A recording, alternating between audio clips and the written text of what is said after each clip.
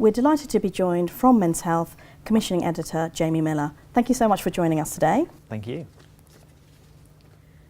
We'd like to just find out a little bit more from you. Men's Health has been the top paid for monthly men's magazine for years now. What do you think is the secret of your success? I think the reason why Men's Health is so successful is because we try to give readers something tangible that will improve their lives. We have a phrase that we use which is 100% useful. So everything in Men's Health is going to improve the reader's life in some way, whether it's going to make them fitter, healthier, more stylish. We really feel like we are trying to give them value for money so that when they pay their £4 on newsstand, they've got something which is actually going to make their lives better, and which isn't just going to be a sort of flick through and throw away.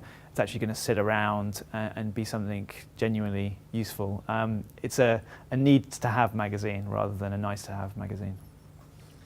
Jamie, can you tell us about your readers, Men's Health readers?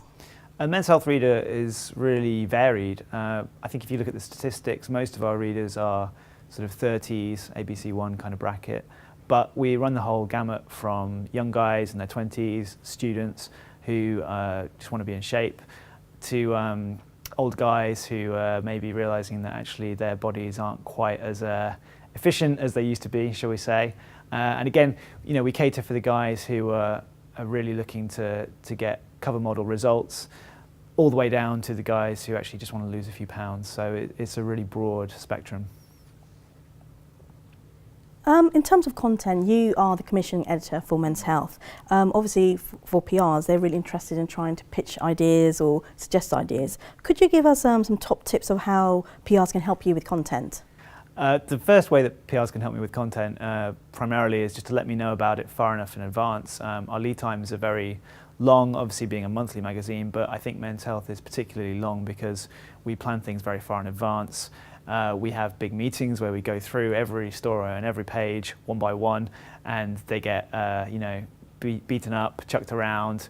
Hopefully a few survive. So the sooner I know about something, the sooner I can think about how it will fit into the Men's Health sort of mould, and then I can try and convince my editor to let me run it. But also, actually, that's another way that PRs can really help, is by looking at the magazine, I know it's difficult because we're all busy, but taking a little bit of time to think, where could this fit in? What kind of section is it going to fit in? Then approaching the right section editor and saying, actually, I've got this thing, I think it will work really well for this section. And that just helps so much for us, just in terms of, they've given it that initial thought.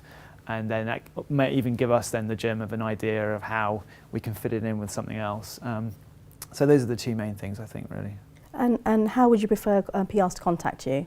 I always prefer to be contacted by email in the first instance. I actually got a PR friend who has a really great saying about the telephone, which is ringing someone up is a little bit like coming into their office, walking into the middle of their meeting and saying, yeah, so I got this great thing that I really wanted to tell you about.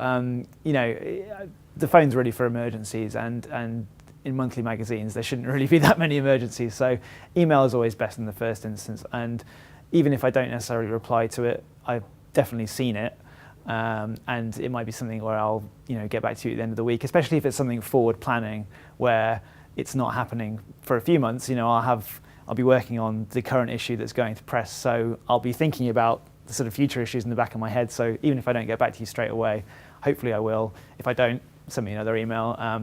But I absolutely love to meet up with PRs as well, to sort of go and chat and explain about the sort of things I'm looking for and what they can sort of offer us. So again, always happy to try and meet up for a 15-minute coffee at some point in the morning. A little bit of time invested like that, I think, can often be really helpful for working out what's best for both of you. That's fantastic. Thank you so much, Jamie, for your time today. Really appreciate it. Thanks for having me.